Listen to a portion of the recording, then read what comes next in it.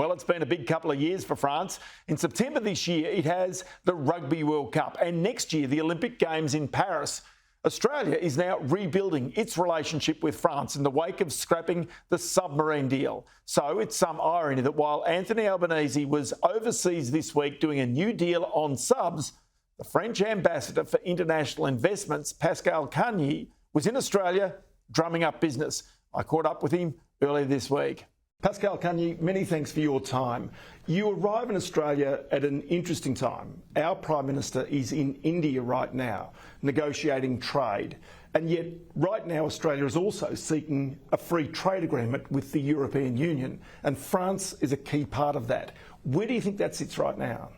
No, we're anxious to have these free trade agreements because we believe, and that's what I learned over the last week that I spent here, that there is a lot more to do in between the two countries. You realize that we've got here in excess of 600 companies employing far more than 60,000 people, and essentially whatever transports, waste management, bridges that has been built here in a way or another include a French company. Now, I'm here in my role as Ambassador for International Investment to also share and advocate to our investors in Australia that they should come back a lot more in France, bring me the amazing capital that your super organization do have, so that we basically can build together a much stronger trade partnership. So what are the things that France needs from Australia? What companies would you like to see take their goods, their services to France?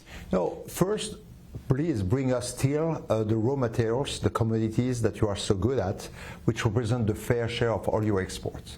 Then I want to have a lot more tourists, right? We've got 500,000 Australians coming to France. We love the Australian tourism because essentially you stay there for more than just the classical 24, 48 hours. We want also to have the savoir-faire that you have in the technology. I learned and I met actually with some of your 10 unicorns. Some of them, Go1, for example, bought Corporate Academy in France and are using and leveraging Paris as the headquarters for Europe. Because in all respect, the positioning of France, with all the reform that President Macron has been doing, is really being the springboard to Europe. And remember that Europe is still the largest market overall, with 500 million consumer brand that consumer people that you can basically attract and attach to. But one of the issues in France long term has been labour laws, the high cost of entry, high costs of taxes. These would be some of the barriers, I'd imagine, that would have to be reduced for more Australians to want to invest. I'm here exactly to explain to all of you, because we maybe not haven't done the right jobs, that all of that has been removed. Remember that in 2017, when President Macron came in the administrations, we changed dramatically the labour law. You can also today basically reallocate your resource with no issues. We are actually far advanced in the way you do that, right? You may not realize that whether or not you've got a 2 years old or 3 years employee, you will have basically a very straightforward way to basically pay for it. If you go to a lawsuit, which we respect the fact that employees needs to be able to debate with this, it will not last more than 1 year. So that reform is done, and the proof is essentially the fact that for the last 3 to 4 years, Ernst & Young have been clearly ranking France for the first time in 2 or 3 decades as the most attractive country in Europe. And when you talk of taxes, we basically reduced dramatically our corporate tax from a 33 to a 25%, which is totally competitive in the environment of Europe's.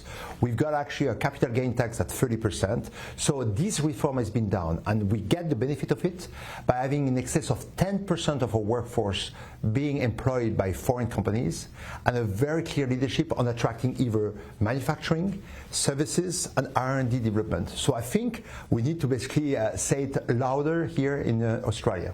So there's one other issue, and that is AUKUS, and Australia obviously scrapping the French submarines deal in favour of the UK and the United States. Many Australians might be hesitant coming to France, wondering what sort of welcome they will get in consequence, as a consequence of that action?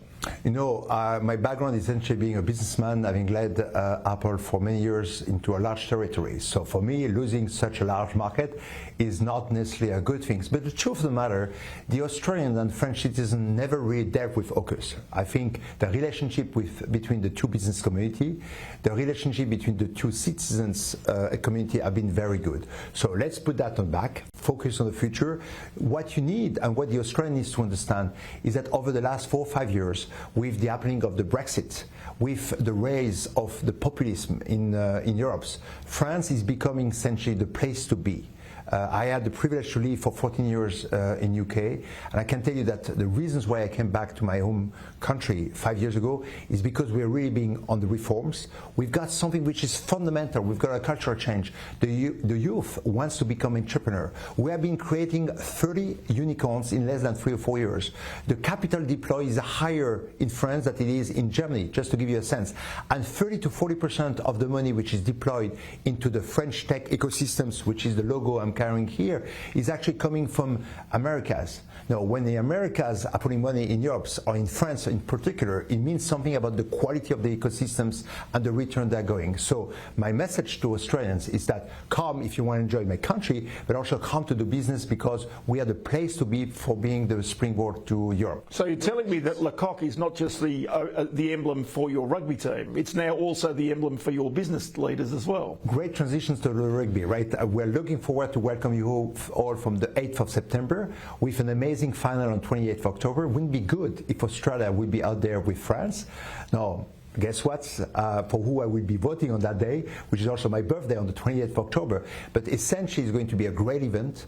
It's going to be on also the year after we'll have the Olympic Games. So many reasons for the Australian to come, many reasons for the Australian business to take benefit of these events that we'll continue to do. Pascal Cagni, many thanks for your time. Thank you.